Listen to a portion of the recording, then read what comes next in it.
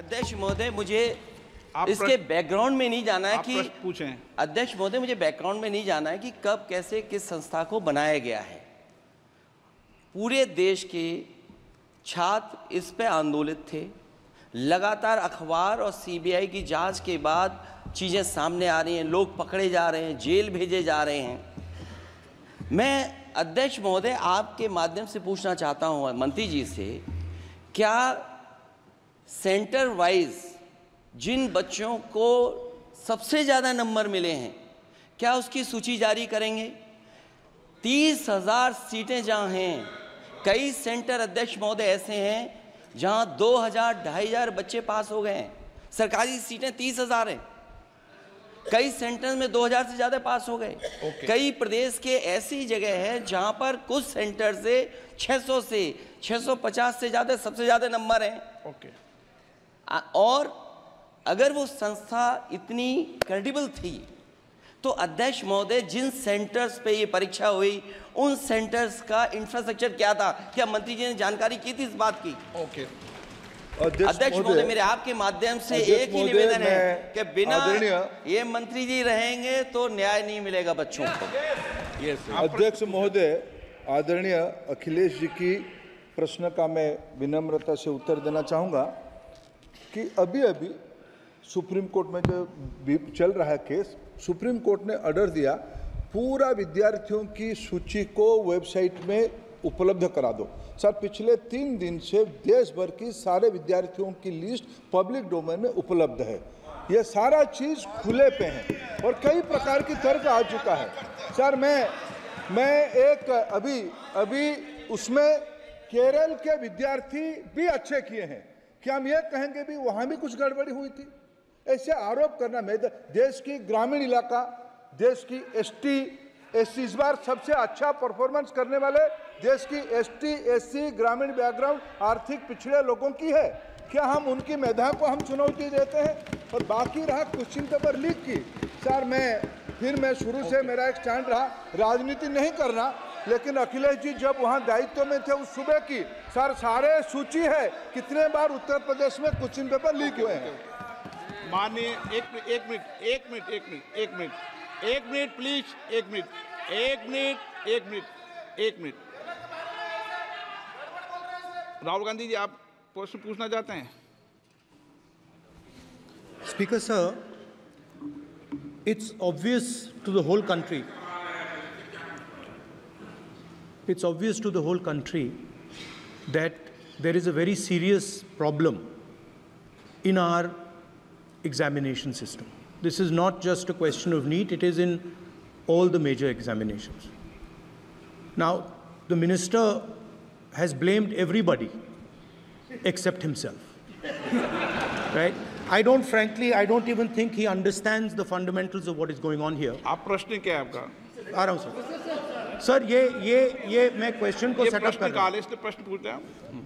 ये the issue is that there are millions of students in this country who are extremely concerned at what is going on and who are convinced that the Indian examination system is a fraud. That is what is at stake here. Millions of people believe that if you are rich and if you have money, you can buy the Indian examination system. And by the way, and this is the same feeling that the people in the opposition have. And that is why we are asking some very simple questions to Honorable Minister. Number one, as this is a systemic issue, what exactly are you doing to fix this issue at a systemic level? Yes. That's the first question. Okay. Question में चल रहा है अभी। Please. अब मैं मंत्री जी, मैं एक बार बोल दूं इस बात पे?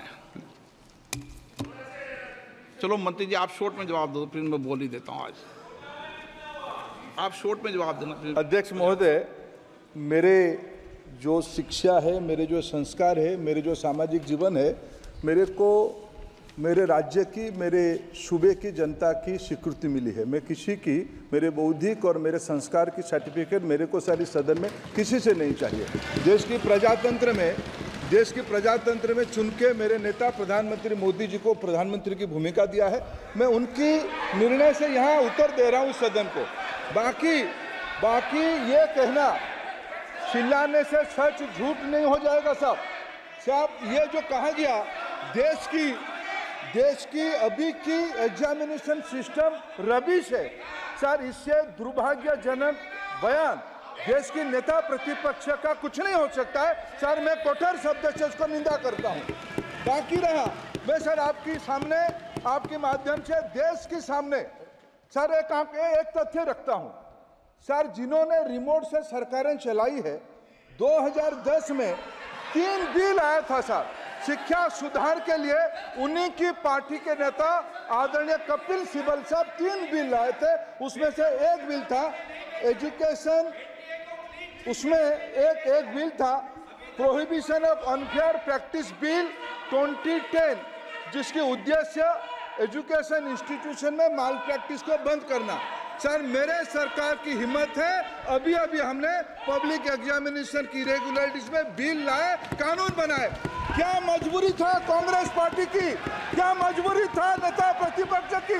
उन्होंने उस बिल को उल्टा किया, किसके दबाव में उल्टा किया?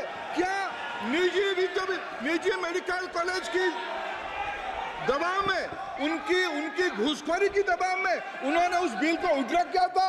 सच सुनने की सामने नहीं है। ये मैं किसी की विद्वता में प्रश्न नहीं उठाता हूं, लेकिन सच 2010 में शिक्षा सुधार की बिल उन्हीं की सरकार ने लाया था, दबाव में उन्होंने उल्टा किया। ये हमको प्रश्न पूछते हैं।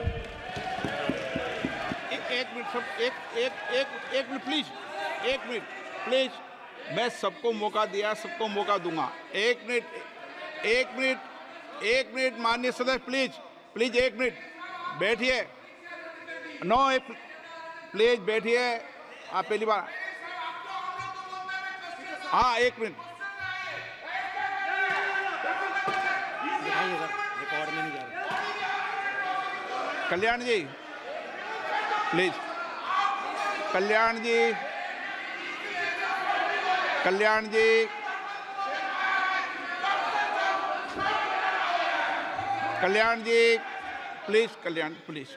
प्लीज 1 मिनट प्लीज, 1 मिनट सबको मौका दूंगा। 1 मिनट प्लीज, 1 मिनट। माननीय सदस्यगण, विषय महत्वपूर्ण था, मैंने सबको अलाउ किया, लेकिन एक बार इस सदन के अंदर ये सार्थक चर्चा होनी चाहिए, क्योंकि प्रश्न ये था कि परीक्षाओं के विषय के अंदर, और आप सबको पता है देश में अलग अलग राज्यों के अंदर भी अलग अलग दलों की सरकार रही, और उन अलग दलों की सरकार में आपकी भी सरकार रही, अन्य दलों की सरकार रही। वहाँ भी कई बार प्रश्न लीक हुए, प्रश्न पत्र लीक हुए और परीक्षाओं पर प्रश्न उठे। मेरे सवाल 1 मिनट मैं बता रहा हूँ जिसको, आप पूरी बात सुनिए मेरी। मेरा कहना ये है कि हम और उन 1 मिनट प्लीज बैठिए, 1 मिनट नीट नहीं सारी। हमारा सवाल ये है कि हम यहाँ इसलिए चिंता के लिए बैठे हैं कि भविष्य में हमारे विद्यार्थियों के भविष्य पर कोई विषय न उठे, इसलिए किस तरीके का मैकेनिज्म डेवलप करें, परीक्षाओं का क्या बेहतर सिस्टम डेवलप करें, इसमें सबके सुझाव आएँ ताकि भविष्य के अंदर, और उसके लिए जो उत्तम सुझाव हो सकते हैं सरकार भी उस उत्तम सुझावों को मानेगी। 1 मिनट। लेकिन हम अगर सारे परीक्षाओं पर सवाल उठाएंगे तो कई राज्यों में कई दलों की सरकार है जो परीक्षाएं आयोजित करती रहती है। हम सारी परीक्षाओं पर सवाल उठाएंगे तो जो बच्चे उत्तीर्ण होते हैं उनके भविष्य पर और भारत की परीक्षाओं पर, भारत की शिक्षण व्यवस्थाओं पर, पूरे विश्व में एक बहुत गंभीर असर पड़ेगा, जो सदन की चिंता का विषय है। और इसके लिए सभी राज्यों ने अपने अपने यहाँ कानून बनाए, संसद ने भी कानून बनाए। कानून बनाने के अलावा इस विषय के अंदर एजेंसी जांच कर रही है, कोर्ट निगरानी कर रही है। हमारा सवाल ये होना चाहिए कि हम कैसे सकारात्मक रूप से सुझाव देकर इस सिस्टम को और बेहतर कर सकते हैं, ये होना चाहिए। आरोप प्रत्यारोप से सदन नहीं है। आप बेहतर सिस्टम डेवलप करो और कभी भी सारे एग्जामिनरों पर सवाल उठाना सदन के लिए उचित नहीं है। ये सदन इसके लिए है भी नहीं platform. No question number 3 Shri D Prasad Rao. प्रश्नकाल में सबको सवाल उठाने दिया और एक बार सवाल उठाने के बाद दोबारा नहीं उठाने दिया जाता। संसद नियम प्रक्रियाओं से चलती है और नियम प्रक्रियाओं से मैंने चलाया। श्री डी प्रसाद राव, प्रश्न नंबर 3